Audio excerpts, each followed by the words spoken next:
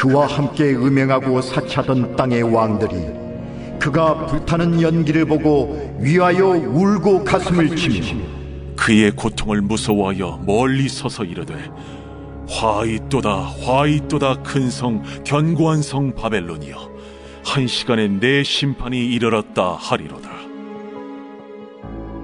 땅의 상인들이 그를 위하여 울고 애통하는 것은 다시 그들의 상품을 사는 자가 없음이라. 그 상품은 금과 은과 보석과 진주와 세마포와 자주 옷감과 비단과 붉은 옷감이요 각종 향목과 각종 상아 그릇이요 값진 나무와 구리와 철과 대리석으로 만든 각종 그릇이요 계피와 향료와 향과 향유와 유향과 포도주와 감람유와 고운 밀가루와 밀이요 소와 양과 말과 수레와 종들과 사람의 영혼들이라. 바벨론아, 내 영혼이 탐하던 과일이 내게서 떠났으며 맛있는 것들과 빛난 것들이 다 없어졌으니 사람들이 결코 이것들을 다시 보지 못하리로다. 바벨론으로 말미암아 치부한 이 상품의 상인들이 그의 고통을 무서워하여 멀리 서서 울고 애통하여 이르되 화이또다 화이또다 큰 성이여 세마포 옷과 자주 옷과 붉은 옷을 입고 금과 보석과 진주로 꾸민 것인데 그러한 부가 한 시간에 망하였도다. 모든 선장과 각처를 다니는 선객들과 선원들과 바다에서 일하는 자들이 멀리 서서 그가 불타는 연기를 보고 외쳐 이르되 이 큰 성과 같은 성이 어디 있느냐 하며 티끌을 자기 머리에 뿌리고 울며 애통하여 외쳐 이르되 화이또다 화이또다 이 큰 성이여 바다에서 배부리는 모든 자들이 너의 보배로운 상품으로 치부하였더니 한 시간에 망하였도다.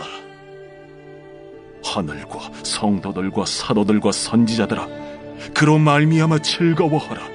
하나님이 너희를 위하여 그에게 심판을 행하셨으나 하더라.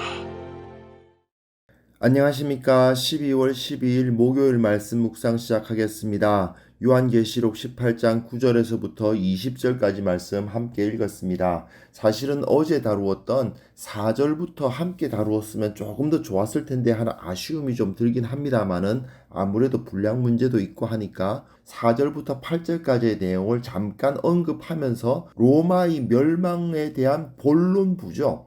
18장 4절부터 20절까지라고 할 수 있는데 이 본론부에 대해서 한번 다루어 보는 시간을 가졌으면 좋겠습니다. 계속해서 요한계시록의 구조에 대해서 제시를 해드리고 있습니다. 지금 요한계시록의 제5막 결론을 향해서 달려가고 있습니다.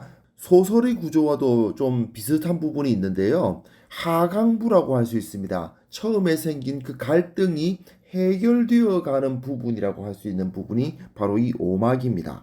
제5막의 내용을 살펴보면요.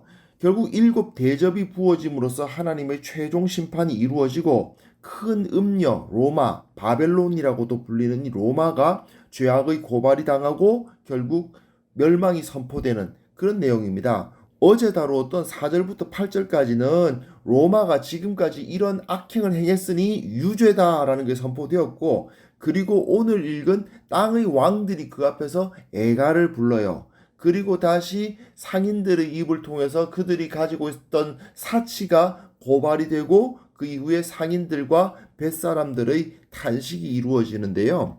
다시 한번 이 18장 4절부터 20절까지 내용을 잠깐 보시면 이제 유죄 선언이 이루어지고 그리고 왕들이 탄식이 주어지고 그리고 로마가 지금까지 이런 사치를 누렸다. 그러나 더 이상은 누릴 수 없다라는 것이 선포되고 난 다음에 상인들과 뱃사람들이 탄식하는 애가가 주어집니다. 그리고 짧게 성도들은 승리했다라는 선포가 이루어지는 것이 바로 18장 4절부터 20절까지의 내용이라고 할 수 있죠.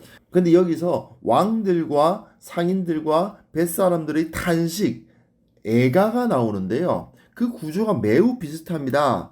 왕들은 로마와 함께 음행하고 사치했고 상인들은 바벨론, 로마죠. 로마로 말미암아 치부했는데 왕들은 불타는 연기를 보고 위하여 울고 가슴을 치며 그의 고통을 무서워하며 멀리 섰다 돼 있고 상인들은 그의 고통을 무서워하여 멀리 서서 울고 애통했다 돼 있고 뱃사람들 역시 멀리 서서 불타는 연기를 보고 외쳐 티끌을 자기 머리에 뿌리며 울며 외통했다 이런 표현들이 되어 있어요.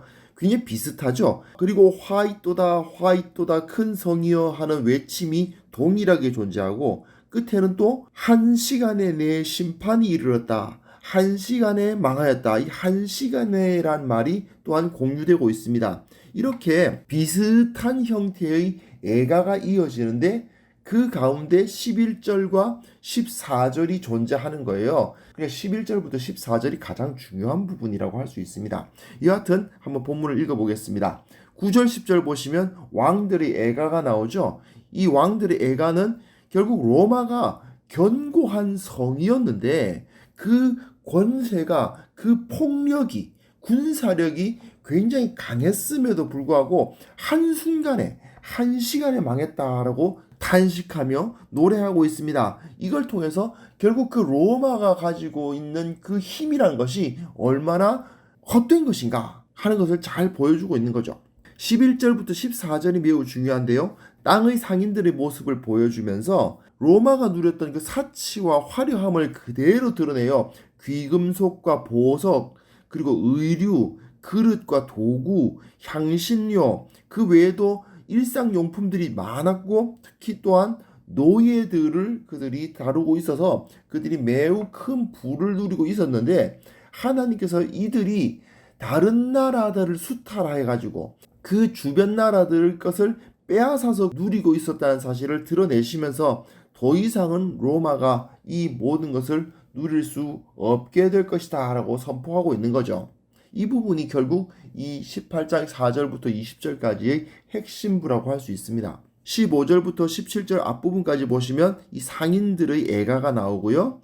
그리고 17절 뒷부분부터 19절까지는 뱃사람들의 애가가 나오는데 앞에 표에서 잠깐 언급해드렸다시피 비슷합니다. 그 구조 자체는 굉장히 비슷하고요. 결국 부유함의 극치를 누렸던 로마가 한 시간에 망했다. 그 얘기죠. 상인들과 선원들의 노래가 이어지는데 현재 이 요한계시록이 기록된 당시에는 로마가 그야말로 최고 전성기로서 부유함을 누리고 있죠. 하지만 이 강성함과 부유함은 단 한순간에 파괴될 것이라고 예언하고 있는 겁니다. 그들이 아무리 강하고 화려하다 하더라도 하나님을 거역하고 교만하여서 자신을 신으로 세우는 그런 나라는요 한순간에 무너질 수밖에 없습니다. 나라가 돈의 권세와 폭력의 권세 위에 세워지면 결국은 무너질 수밖에 없다는 것을 성경은 이곳저곳에서 많이 선포하고 있어요. 그래서 20절 보시면 결국은 로마는 이렇게 망하고 성도들은 승리한다 하는 선포가 이루어지고 있는데요. 그로 말미암아 즐거워하라고 되어 있거든요. 로마가 멸망한다는 것은 결국 성도들의 승리를 의미합니다. 그런데 문제는 교회에 속한 자들 중에서도 로마의 멸망이라는 이 예언을 기뻐하기 힘들어하는 자들도 있었을 겁니다. 그러다 보니까 요한은 로마의 멸망을 예언한 이후에 이것을 기뻐하라고 이야기해요. 세상의 화려함을 보고 자기도 그렇게 되고 싶다는 그 마음을 갖고 있었던 성도들이 없지 않아 있었겠죠. 하지만 요한은 그러한 마음을 버려야 한다. 너희들 눈에는 저것이 화려하고 강하고 좋아 보일지 모르지만 사실은 모래 위에 세워진 집과 마찬가지로 곧 무너질 수밖에 없다 하는 것을 강조하면서 그 마음을 바꾸라고 가르치고 있는 겁니다. 결국 하나님이 없는 문명은요 모래 위에 세운 집입니다. 사실 국가의 본질은 폭력이잖아요. 그리고 그 국가는 돈, 즉 재물을 폭력으로 다스리는 사람들에게 줌으로써 자신들을 정당화하는 것이 대부분입니다. 사실 우리나라도 마찬가지죠. 정치인들이 말하는 건 다 경제 아닙니까? 결국 잘 살아보셉니다. 그리고 그 잘 산다는 것은 진정 인간의 존엄성과 하나님의 형상으로서의 가치를 세우는 잘 삶이 아니고 돈이 많아지는 거죠. 그 가운데에서 하나님의 법도와 질서가 무너지는 경우가 너무나도 많습니다. 결국 힘의 논리, 돈의 논리로만 이 나라가 이끌어지면 모래 위에 세운 집과 같이 좀 좋아 보일 수도 있는데 갑자기 무너지는 경우가 생기죠. 세속학자들도 지금 이 나라가 이 상황 이렇게 계속하면 안 된다. 이 가운데 공동체적인 연합성과 그 지역사회의 사람들의 역할들이 중요하다는 말들이 많이 들려오고는 있어요. 하지만 점점 더 사람들은 파편화되고 점점 더 1차 집단적인 특성보다는 2차 집단적인 특성, 서로 사랑하고 친밀함으로써 사람을 대하는 것이 아니라 거래로서 사람을 대하는 세상이 되어가고 있지 않습니까? 이런 상황에서 우리는 세상 속에 살고 있지만 세상에 속하지 않은 자로서, 그리스도인들의 본질적 모습이 그거죠. 세상 속에 살고 있지만 세상에 속하지 않은 자로서 살아갈 수 있어야 됩니다. 세상의 논리는 힘과 돈의 원리겠죠. 나에게 이익이 되느냐 안 되느냐, 나보다 강하냐 나보다 약하냐, 이걸 가지고 질서가 세워지는 세상 가운데서 우리는 그러한 세상을 거스르는 실천을 할 수 있어야만 합니다. 만약에 우리가 그렇게 하지 않으면 하나님으로부터 버려질 수도 있습니다. 하나님께서 우리를 악하고 게으른 종이라고 꾸짖으실 수도 있다는 것을 깨달아야만 합니다.